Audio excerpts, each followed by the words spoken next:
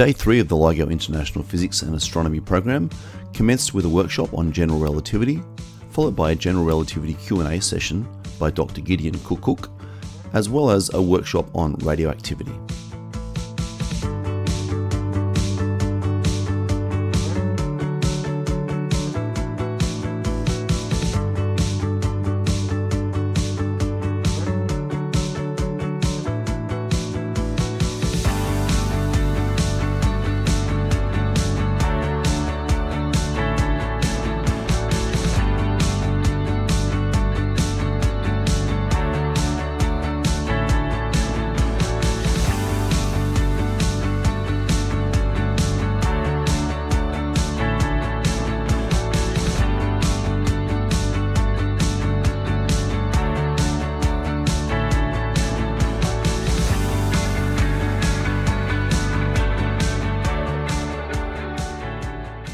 The Day 3 afternoon session consisted of a workshop on stellar evolution, a talk on astronomy and telescopes, a workshop on the width of a hair, and finally a talk on What is Safe?